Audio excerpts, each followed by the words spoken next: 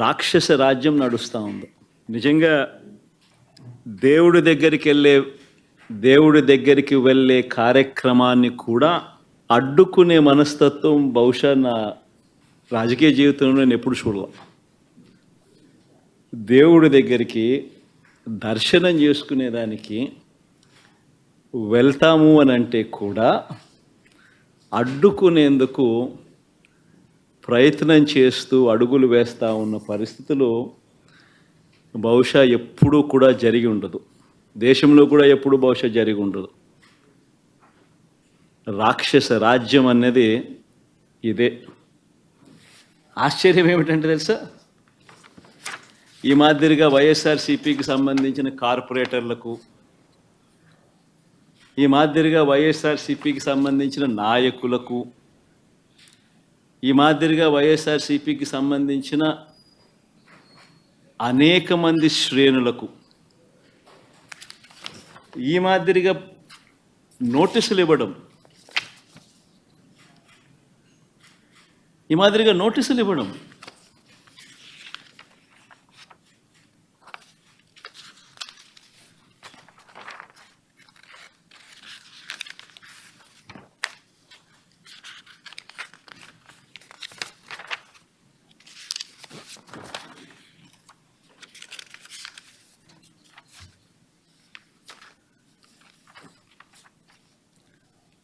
నోటీసులో ఏమని రాస్తారు,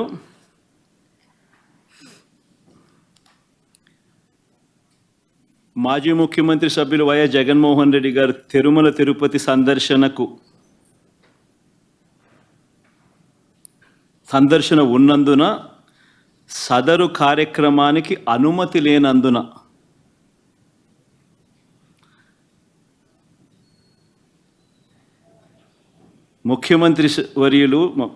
మాజీ ముఖ్యమంత్రి వర్యులు వైఎస్ జగన్మోహన్ రెడ్డి గారి తిరుమల తిరుపతి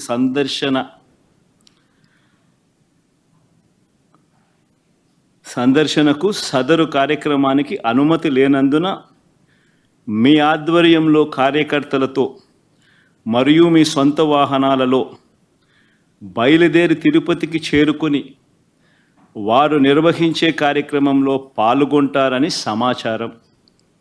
కావున అనుమతి లేని పై తెలిపిన కార్యక్రమమందు పాల్గొనడం చట్టరీత్యా వ్యతిరేకమని తెలియజేస్తూ ఇవ్వబడుతున్న నోటీసు.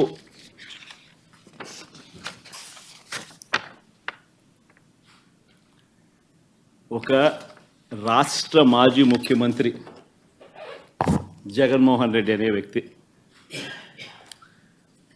ఒక రాష్ట్ర మాజీ ముఖ్యమంత్రి అయిన జగన్మోహన్ రెడ్డికి తిరుమల తిరుపతి దేవస్థానంలో దేవుడిని దర్శించుకునేందుకు వెళ్తాను అనంటే, వెళుతున్న నేపథ్యంలో మీకు పర్మిషన్ లేదు,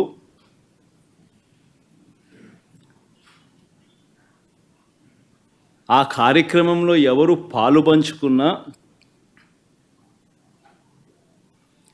మీ అందరినీ అరెస్ట్ చేస్తాము అని గుడికి పోవడానికి పోతా ఉంటే నోటీసులు ఇస్తూ ఉన్నారు. నిజంగా ఆలోచన చేయమని అడుగుతా ఉన్నా. ఏ ప్రపంచంలో ఉండం? రాక్షస రాజ్యం కాదా ఇదని అడుగుతా ఉన్నా.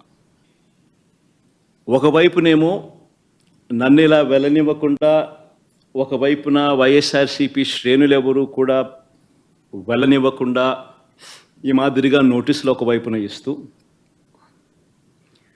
మరోవైపున టీవీలలో చూస్తే ఆశ్చర్యకరమైన విషయాలు,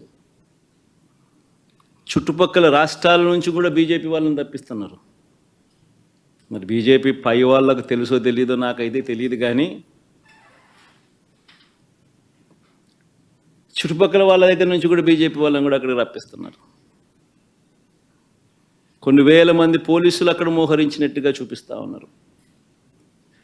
నేను అడుగుతా ఉన్నా,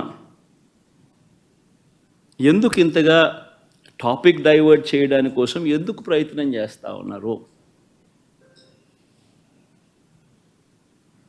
ఎందుకు ఇలా టాపిక్ డైవర్ట్ చేయడం కోసం ఎందుకు ఇంత ఆరాట పడతా ఉన్నారు? గమనించినట్లయితే తిరుపతి లడ్డూల విషయంలో తాను చెప్పినవన్నీ, చంద్రబాబు చెప్పినవన్నీ అబద్ధాలు అని ఒక్కొక్కటిగా రుజువవుతూ కనిపిస్తూ ఉన్నాయి. ఆ కనిపించే నేపథ్యంలో 100 రోజుల పాలన మీద టాపిక్ డైవర్ట్ చేస్తూ లడ్డూల టాపిక్ తీసుకొచ్చాడు. ఆ లడ్డూల టాపిక్లో చంద్రబాబు నాయుడు అడ్డగోలుగా తప్పు చేసి గుడి పవిత్రతను దెబ్బతీస్తూ అడ్డగోలుగా దొరికిపోయేసరికి మళ్ళీ ఈ టాపిక్ను డైవర్ట్ చేసేందుకు, లడ్డూల టాపిక్ను డైవర్ట్ చేసేందుకు కొత్తగా ఇప్పుడు డిక్లరేషన్ టాపిక్ తీసుకొచ్చి మళ్ళీ అది ఇంకొక రాజకీయం చేస్తాం. ఒకసారి గమనించినట్టయితే తిరుమల పవిత్రతను, స్వామివారి ప్రసాదం విశిష్టతను,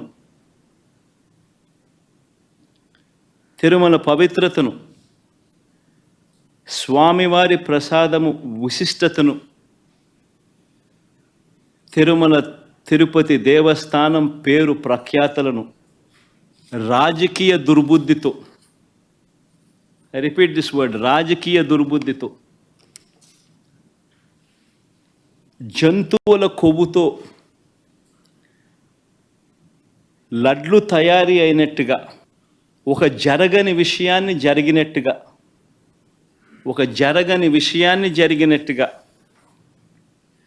ఆ కల్తీ ప్రసాదాన్ని భక్తులు తిన్నట్టుగా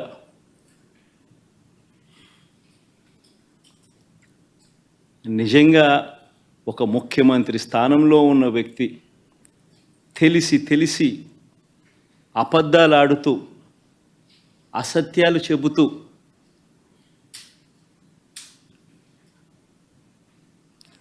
స్వామివారి పేరు ప్రఖ్యాతలను,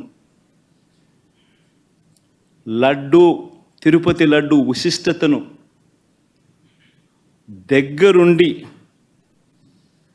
దగ్గరుండి అపవిత్రం చేసే కార్యక్రమం సాక్షాత్తు ఒక ముఖ్యమంత్రి చేస్తూ ఉంటే ఇంతకన్నా దారుణం ఎక్కడైనా ఉంటుందా, ఇంతకన్నా అధర్మం ఎక్కడైనా ఉంటుందా అని ఆలోచన చేయమని అడుగుతా ఉన్నా.